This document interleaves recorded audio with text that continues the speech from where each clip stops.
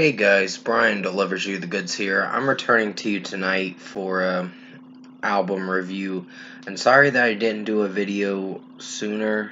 And I know I'm supposed to do a review for the Star Wars Andor show.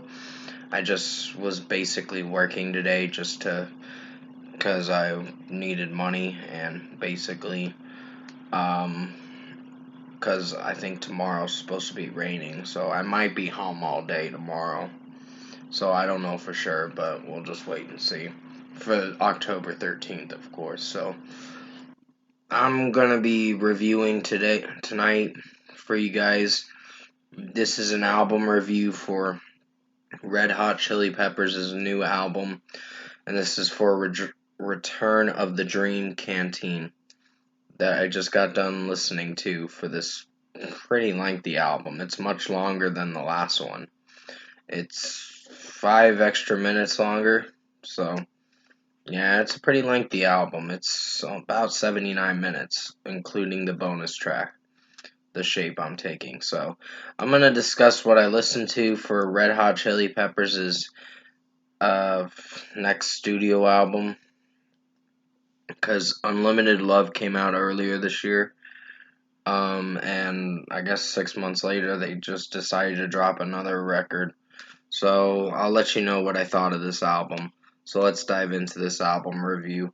Now it starts with Tip of My Tongue, and off the bat, I think it's a solid track. It's just Anthony Kiedis does some weird vocal pitches that I don't know if I'm on board with.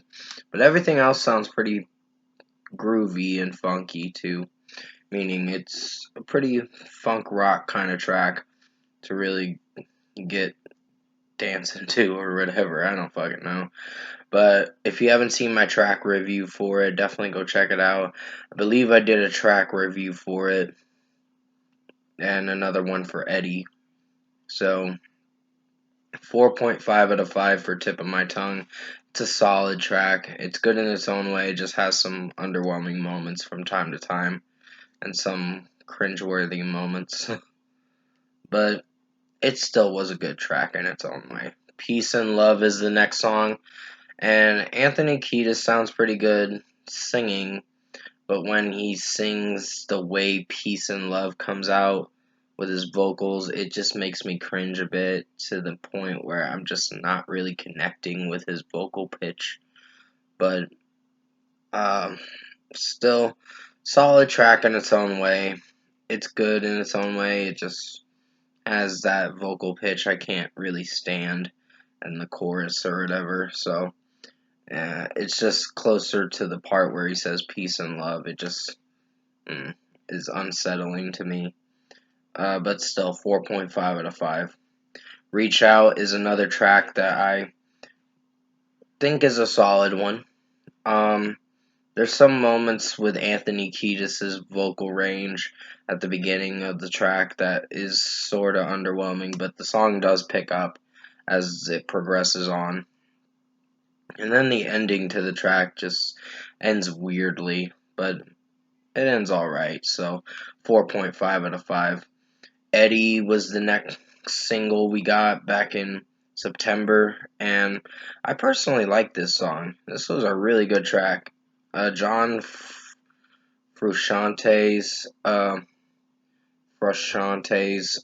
guitar not guitar vocals, guitar riffs and all that in this track are pretty good. So pretty much I really enjoyed it, and this was a pretty much a favorite song of mine. Sorry if I'm slurring with my words and messing up with what I'm trying to say. I'm just a little tired because work drained me today. But I wanted to come at you for this review tonight, and hopefully you'll enjoy it. But still, 5 out of 5 for Eddie. It's a pretty good track. I really enjoyed this song. Fake as Fuck is the next song, and it was solid. It just has some underwhelming moments with Anthony Kiedis' vocal pitches, with how he's singing in the track. It just comes off unsettling a bit and cringy, in my opinion. But the rest of the track does perform alright. But as this song progresses on. So 4.5 out of 5. Bella was a pretty much a favorable song of mine. There's some weirdness with Anthony Kiedis' vocals, but I think the track itself did pretty well. So 5 out of 5. Instrumentally and vocally from Anthony Kiedis. Um, Roulette is the next track, and that's a pretty good song. Really enjoyed this one. Um, I don't know if it's a song that will take time to grow on me or not. This album's kind of a grower for some listeners. You gotta listen to their older stuff in order to get into the newer stuff. This and Unlimited Love were recorded in 2021, so they've been preparing for this for sure. So, yeah, 5 out of 5 for Roulette. My Cigarette was kind of cringy. It's average, but it just has that pop synth beat, and also, I think the pop synth beat's alright, but basically when he goes, my cigarette, kind of thing, that gets repetitive and kind of annoying a bit, in my opinion. So 3.5 out of 5. That kind of was the most underwhelming song I could breeze through and probably skip. So, yeah, My Cigarette was not a favorite of mine. Afterlife is a pretty strong track. And like I was saying, My Cigarette is an average song, but it has a lot of underwhelming moments. So that's why I gave it a 3.5 out of 5, if you're wondering. But Afterlife is a pretty good track. Really enjoyed this one. Anthony Kiedis sounds good vocally in this one. He has some weird tones with his vocal pitches, but the track did pretty well in its own way. So 5 out of 5. Shoot Me a Smile is a pretty good track. Really enjoyed this one. So Anthony Kiedis sounds good. The guitars and bass in this and the drum work sounds pretty strong. So really digging this track. So 5 out of 5. Handful is another good song I really enjoyed. Yeah, it's the song right before the drummer. And this one was pretty strong of a track. It was 4 minutes, but it was pretty good for what it was going for, so 5 out of 5. The drummer is a solid track. It has some good moments, but Anthony Kiedis' vocal range can be iffy with this one. To some listeners, if they're used to this kind of sound they go for, and you may like this track, but for me personally, it's a solid one, so 4.5 out of 5.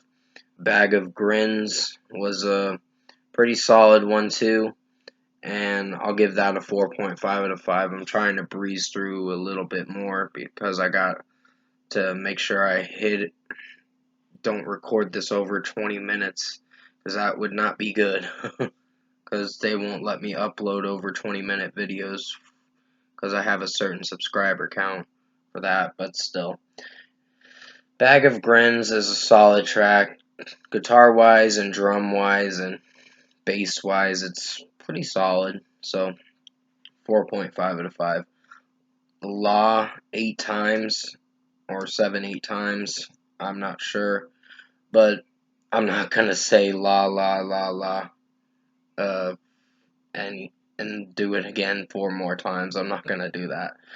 Basically, that kind of was a little annoying when he did the la, la, la kind of thing a couple times more and did it again and repeated it. It just was a little annoying, but still the track performed solidly and was a good track in its own way, because there was more lyricism in this track, and I was deathly afraid this was going to be a bad song, but it surprised me.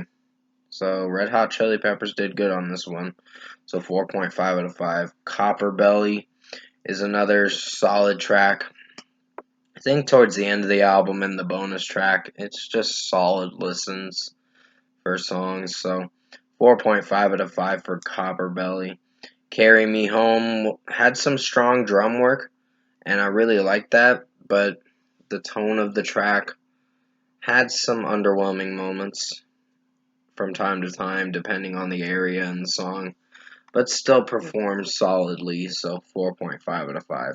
In the Snow does have that pop synth beat again, and it's alright, but the song itself does alright for what it goes for, and John's vocals come in this track, and it does pretty well for what it's going for. And Anthony's Kiedis is sounding alright in this track, so 4.5 out of 5. And finally, we get to the last song, the bonus track, The Shape I'm Taking, is a solid one. So I'll give that a 4.5 out of 5. So overall, production, mixing, and execution wise, I think Red Hot Chili Peppers' Return of the Dream Canteen album was an average listen. It's a little weaker than Unlimited Love because there weren't tracks I was connecting with this one, but I still think this might grow on me throughout time. I gotta listen to it and see how it holds up before the end of the year, and who knows, maybe it'll get a higher rating than what I'm gonna give it. But for now, for a score for me, I'm giving Red Hot Chili Peppers' Return of the Dream Canteen album a 7.5 out of 10. It's an average listen. It's not bad. It just has some underwhelming tracks depending on. Mostly My Cigarette is the track that really brought the rating down for this album. So, and it was a pretty lengthy album. I was like, ugh, this is so long. But yeah, it was 79 minutes of an album. So I was like, damn. But I was trying to listen to it yesterday and get a recorded video out for you guys for it, but I didn't come around to it until now because I had to work the next day, which was today, and then now I'm doing it for you guys. So hopefully you enjoyed this review for Red Hot Chili Peppers' Return of the Dream Canteen, and I'm giving this album a 7.5 out of 10. Comment below, let me know what you guys thought of the Red Hot Chili Peppers album, Return of the Dream Canteen album, if you've listened to it. And if you enjoyed this album review I made for you guys, this album does come out on October 14th, but I found it early because I downloaded it. So comment below and let me know what you guys thought of this Red Hot Chili Peppers new album, Return of the Dream Canteen, if you've listened to it and enjoyed this album review. Tap a like on this video if you liked it. Subscribe to my channel if you can. Support the channel. I will have another review coming out for more albums. Mostly tomorrow. I got like 7 releases, or 6 more releases actually, because I just finished up on this one. So I got 6 more releases to review. Meaning albums. I gotta do singles.